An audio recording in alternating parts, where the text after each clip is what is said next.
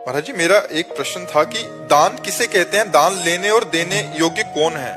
ये किस रूप में तन मन? देखो, सही माने में दान है आवश्यकता की पूर्ति करना। जैसे कोई भूखा आदमी है, उसे भोजन की जरूरत है, अब उसे अन्न दान करो, उसे पवा दो। कोई बीमार आदमी है, उसे औषधि की जरूरत है।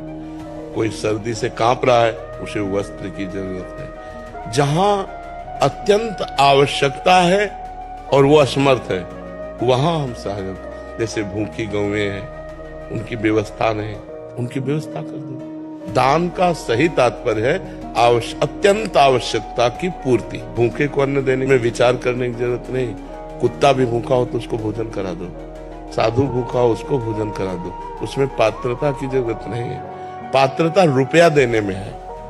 हम रुपया देते हैं, शराब पिएगा, ये व्यभिचार करेगा कि गंदा आचरण करेगा।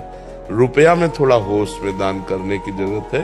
अन्न, वस्त्र, औषधि, जल, इनको तो जहां यथा योग्य अवसर मिले पवा दो, उसमें दे। क्योंकि लेकिन रुपया में वो कुमार्गगामी प्रवृत्तियों में रुपया खर्चा होगा तो आपको भी नरक जाना पड़ेगा। इसलिए उसमें फिर पात्र देखते हैं कि हमारे रुपये का यहाँ सदुपयोग होगा कि दुरुपयोग। अगर लग रहा है सांगोपांग सदुपयोग होगा तो फिर कर देना चाहिए। जैसे कुछ मांग रहा है आपसे संत वेशधारी, एक तो संत मांगेगा नहीं।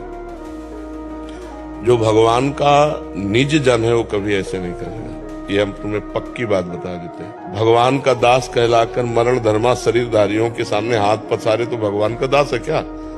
अरे भगवान की दासी है लक्ष्मी जी, और लक्ष्मी पति के हम दास हैं। कि हमें जो आवश्यकता होगी वो प्रभु देंगे, तुमसे क्या मांगने की जरूरत है? तो भगवान का भक्त या कोई संत या सन्यासी, मुझे तो नहीं लगता जो असलियत में सतमार्ग में चलता है, उसका लक्ष्य तो भगवान है, तत्व ज्ञान है। वो रुपया के लिए, न औषधि के लिए, न यात्रा के लिए पैसा मांगेगा नहीं। लेकिन अगर कोई वेशधारी आपसे रुपया मांग रहा है कि हमें तीर्थ यात्रा के लिए या यज्ञ कराने के लिए या इसके, तो आप स्वतंत्र हैं ना कहने में।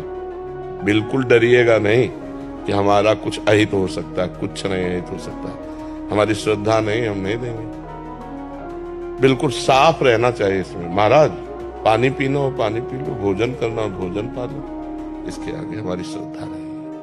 अगर आपकी श्रद्धा दिखाई दे रही कि वास्तविक यज्ञ होने जा रही, आपको पता है उनका परिचय, तो जो बने तन मन धन सहयोग कर देना चाहिए। मतलब उसमें जानबूझ करके ही दिया जा सकता है, अनजाने में धन नहीं दिया जा सकता कि हमारे धन का दुरुपयोग होगा तो फिर उसमें सदगति बिगड़ जाएगी।